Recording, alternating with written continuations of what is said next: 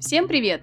Сегодня мы побываем в прекрасном самобытном городе Бангкок. Мы посмотрим на местные достопримечательности, прогуляемся на городском катере по реке, побываем в местных храмах, отведаем тайскую еду и примем участие в фестивале Санкран, приуроченному к тайскому Новому году. Обязательно досмотрите влог до конца, тут будет очень много интересного. Бангкок является одним из крупнейших городов Юго-Восточной Азии. По популярности и растущему интересу с точки зрения туризма, город серьезно соперничает с Сингапуром, Гонконгом и Куала-Лумпуром. Название города Бангкок – это сокращенное название для более простого запоминания. На самом деле, официальное название города состоит из нескольких предложений и внесено в Книгу рекордов Гиннесса как самое длинное название в мире. Я не буду пытаться его повторить вслух, просто оставлю вам русскоязычную транскрипцию на экране, чтобы вы могли оценить длину названия. Аэропорт Бангкока очень внушительный по размерам. Чтобы пройти его полностью пешком, не хватит даже нескольких часов.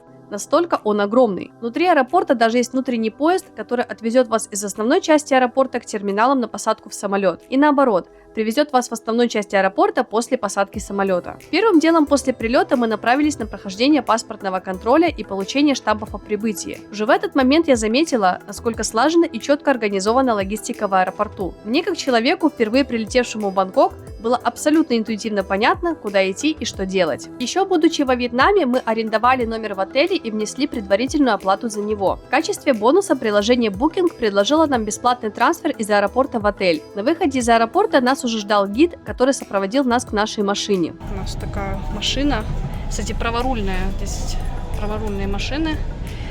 Так, очень хорошая машина, вкусно пахнет, вот наш багаж. Все, поехали.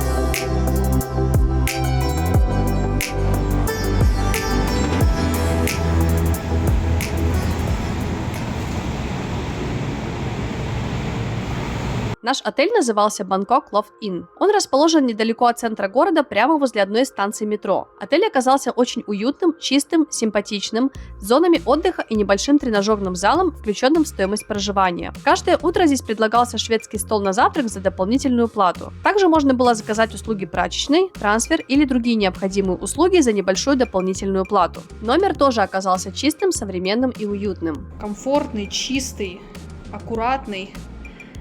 Да, здесь вот штанга, шкаф, тут очень много места для хранения вещей. Да, вот есть тут всякое меню, чайник, чай, кофе, телевизор. Очень по-умному сделана кондишка сбоку. Вот, тут даже есть такое рабочее место, уютный диванчик.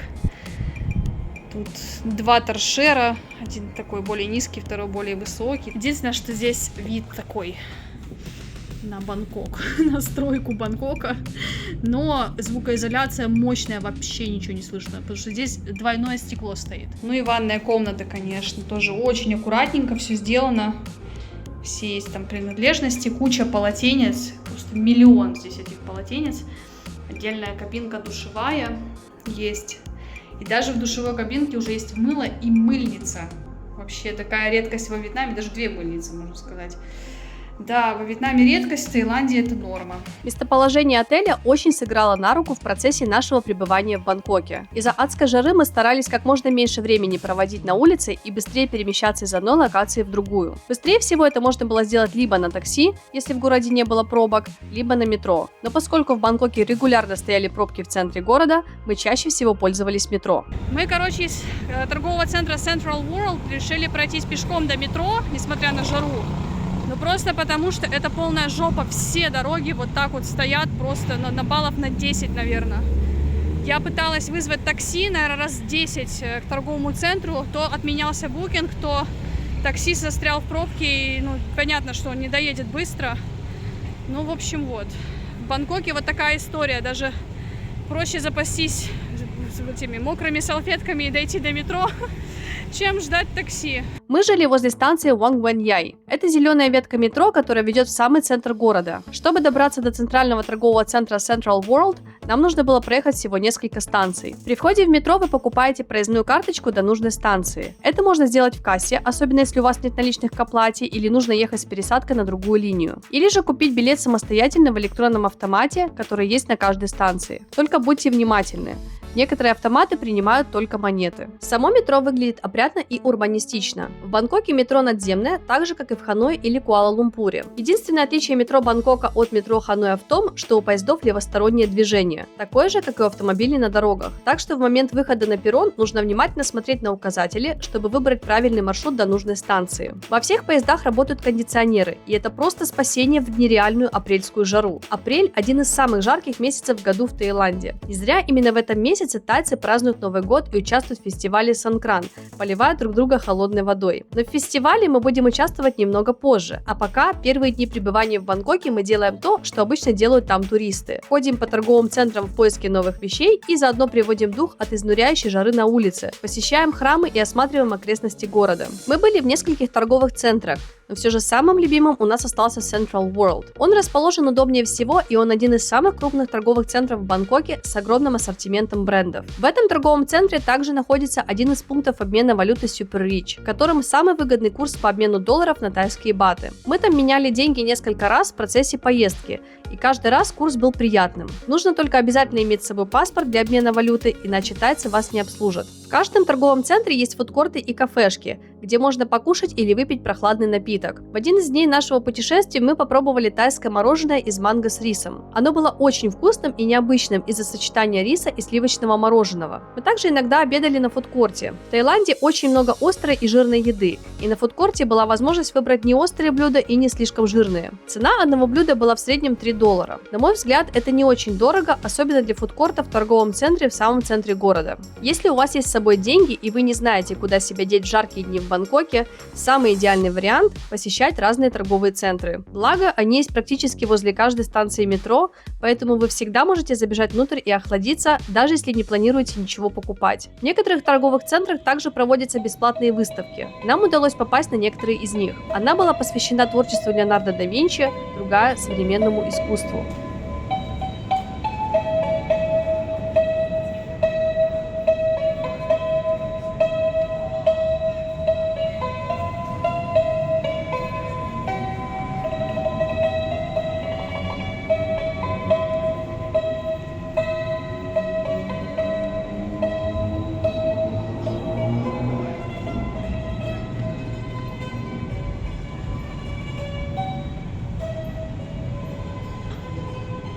Это еще один вариант развлечения в Бангкоке в жаркие дни. Бангкок по праву можно назвать культурной столицей не только Таиланда, но и всей Юго-Восточной Азии. Каждый год здесь проводится огромное количество выставок. По всему городу расположены интересные арт-объекты, мозаики, муралы и симпатичные картины граффити прямо на стенах городских домов. Здесь есть множество музеев, уникальных храмов, исторических памятников, Большой Королевский дворец, который включает в себя целый комплекс зданий. Поскольку мы попали в Бангкок в самый жаркий месяц года, мы в основном посещали выставки внутри зданий. Но даже этого нам хватило с лихвой. На одной из выставок мы видели национальные маски для театральных представлений.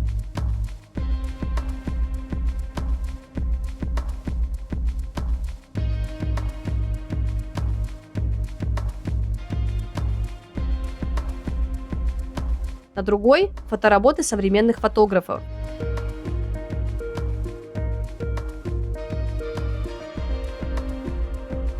На других выставках художники презентовали свои картины, посвященные разным темам.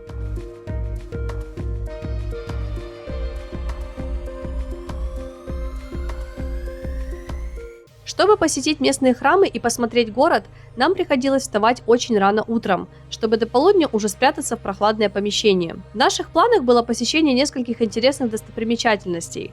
Парк Люмпини, где водятся большие вараны, храм Ват-Арун и прогулка на речном катере. В один из первых дней рано утром мы поехали в парк Люмпини. Парк очень напомнил один из центральных парков Ханоя, хотя парк Люмпини больше по размеру. Перед входом в парк была утренняя торговля фруктами, одеждой и едой. Цены были очень приятные, особенно на фрукты. Сам парк достаточно ухоженный и зеленый, несмотря на жаркое время года. Видно, что деревья и газон периодически поливают. Больше всего мне понравилась живность, которая водится в парке. Большие вальяжные вараны лениво расхаживали по тропинкам парка или просто отдыхали возле водоемов.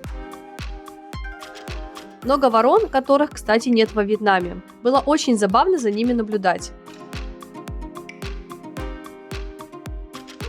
Еще разные симпатичные птички и местные котики. Некоторые котики убегали и не хотели с нами здороваться, а некоторые, наоборот, вели себя очень дружелюбно. В парке также есть интересные скульптуры и беседки в традиционном тайском стиле. Парк очень хорош для длительных неспешных прогулок вдоль озера и для занятия спортом, особенно ранним утром или вечером, когда солнце уже садится.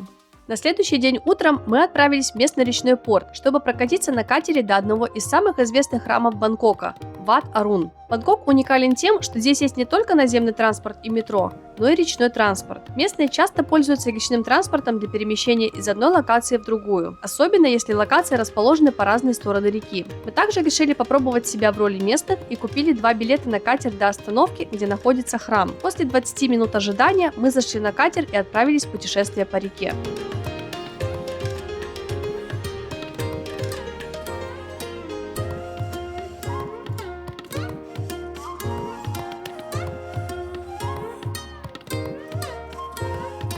Спустя примерно 20 минут мы прибыли на станцию к храму. Входной билет стоит 100 тайских бат с человека. Храм Wat Arun – один из старейших на территории Бангкока. Его история начинается с 17 века, а главные архитектурные сооружения, которые мы видим сегодня, были построены в 19 веке во времена правления королей Рамы II и Рамы III. Центральная башня сооружения, называемая пранг, инкрустирована разноцветным фарфором. В буддийской иконографии считается, что центральный пранг имеет 3 символических уровня. Базовый для Трейпхума, обозначающий все сферы существования, средний для Таватимсы, где удовлетворяются все желания, и верхний, обозначающий Девапхум, указывает на 6 небес в 7 сферах счастья, увенчан молнией или ваджрой, оружием Индры. Храм Wat Arun выглядит поистине величественно. Более всего поражает то, что вся архитектурная мозаика выполнена вручную. Внутри храма есть место для моления и проведения буддийских обрядов. На территории храма также есть сувенирные лавки, где можно прикупить что-нибудь на память о посещении этого места. Меня очень впечатлил храм Wat Arun. Хоть это одна из самых популярных туристических локаций в Бангкоке,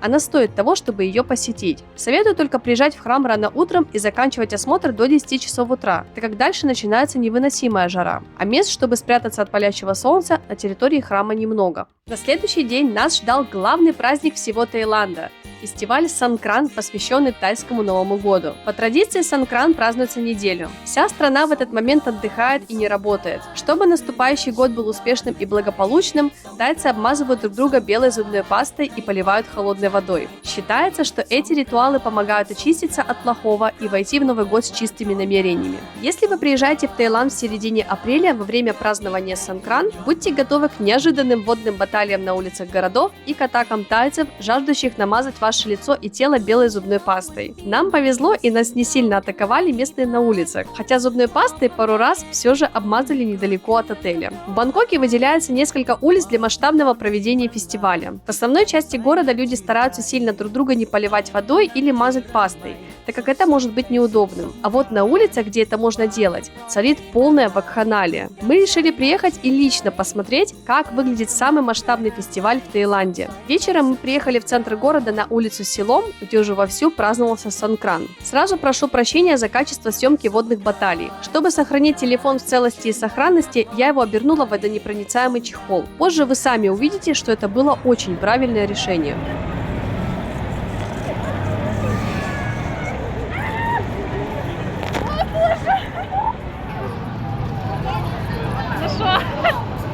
Смотри, тут прям баталии, люди стоят и друг друга пуляют.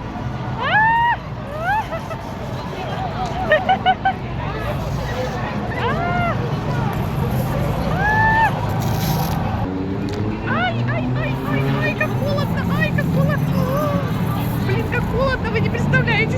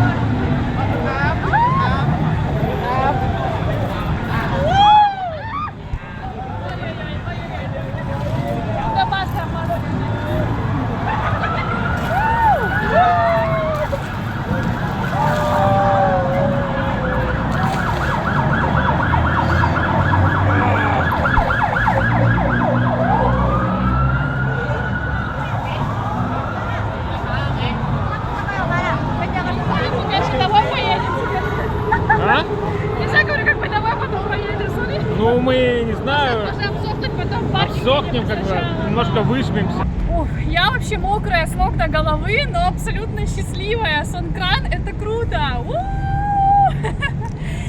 Ой, на самом деле никогда в жизни не участвовала ни в чем подобном. И я вам очень советую поучаствовать в этом фестивале. Вообще, это так как тайский Новый год проходит с 13 по 16 апреля в Таиланде. Но вот непосредственно в Бангкоке у нас на улице Силом сейчас была вот такая вот движуха. Вот, так что приезжайте и поучаствуйте в Сонкран, не пожалеете. Ура! Поскольку мы были абсолютно мокрыми после участия в фестивале, единственно правильным решением было поехать домой на метро. В дни празднования Сонкран люди спокойно заходят мокрыми и белыми от зубного порошка в вагоны метро, так что это совершенно никого не смущает. Но есть негласное правило. Из водных пистолетов в вагонах стрелять нельзя, поэтому воду из пистолетов все сливают в специальные ведра при входе на станцию метро. Бангкок однозначно никого не оставит равнодушным. Это город невероятных контрастов, где современные небоскребы сочетаются с самобытной традиционной тайской архитектурой. Здесь есть множество развлечений на любой вкус. Мы успели увидеть лишь часть города во время нашей поездки, поэтому мы еще обязательно сюда вернемся. В следующем ролике я хочу сравнить Таиланд и Вьетнам с точки зрения туризма и переезда на ПМЖ. Если вам понравился этот ролик и интересно послушать про сравнение этих двух стран, подписывайтесь на канал и ставьте лайк этому видео. Всем пока!